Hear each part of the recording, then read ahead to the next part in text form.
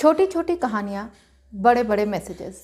Hello and welcome to Inspirational Pathshala, where an ocean of inspiration is waiting for you to unleash your hidden talent. Please like, share and subscribe my channel and don't forget to press the bell icon. Thank you so much for doing so. Let's get started.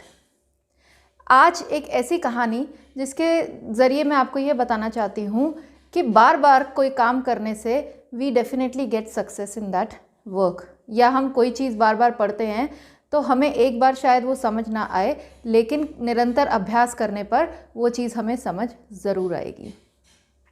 एक बार एक गुरुजी अपने शिष्यों को भगवत गीता का पाठ पढ़ा रहे थे, तो सभी शिष्य बहुत खुश थे, पर एक शिष्य उनमें से बहुत वरिड था। उसको जिज्ञासा हो रही थी कि हम क्यों पढ़ रहे हैं ये सब। तो उसने हिम्मत कर कर अपने गुरुजी से पूछा कि गुरुजी, क्या महत्व है, क्यों पढ़ रहे हैं हम Bhagavad Gita? What is the significance of reading Bhagavad Gita या टीचिंग, स्पिरिचुअल टीचिंग का क्या महत्व है?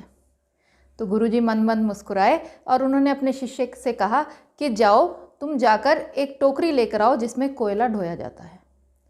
तो शिष्य को थोड़ा अटपटा लगा, किंतु वह अपने गुरु की बात मानकर और वह टोकरी लेने चला गया।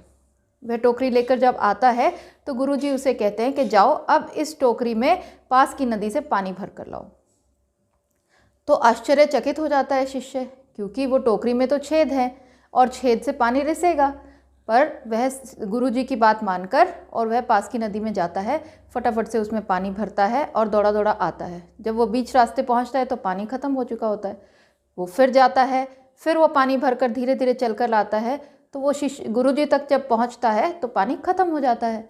वो कई बार ऐसा करने के बाद हार कर वो गुरुजी के पास पहुंचता है और कहता है, गुरुजी, मैं इस कार्य में असफल हो चुका हूँ, क्योंकि जब भी मैं पानी भरता हूँ थोड़ी देर में वो पानी ख़त्म हो जाता है और आप तक पहुँचते पहुँचते ये खाली टोकरी रह जाती है।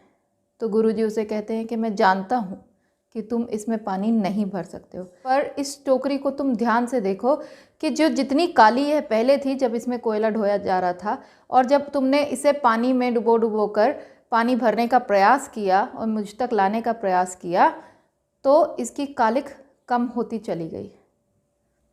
ठीक इसी तरह गुरुजी ने उस दिन एक ऐसा लेसन दिया अपने शिष्य को कि जिस तरीके से इसकी कालिक बार बार पानी में डुबोने से कम हो गई, उसी तरह हो सकता है तुम्हें भगवत गीता या कोई भी ग्रंथ या कोई भी स्पिरिचुअल टीचिंग या किसी भी तरीके का कोई भी लाइफ लेसन उस समय ना समझ आए, लेकिन एक वक्त ऐसा ज़रूर आएगा जब तुम उसे धीरे धीरे समझ जाओगे। इसी तरह जब तुम बार बार सत्संग सुनोगे या बार बार कुछ अच्छी बातें सुनोगे, तो एक दिन ज़रूर वो तुम्हें एक अच्छा इंसान बनाने में मदद करेंगी और तुम उससे बहुत बड़े बड़े लेसन्स सीख जाओगे। तो उस दिन शिष्य को समझ आया कि हाँ, निरंतर अभ्यास करने से हमें सफलता ज़रूर मिलती है। और आपको वो दोहा तो याद होगा, करत करत अभ्यास के जड़मती होत सुजान, रसरी आवत जात ते सिल पर पड़त निशान। यानी हम निरंतर किसी भी चीज़ का अभ्यास करते हैं तो हमें सफलता ज़रूर मिलती है।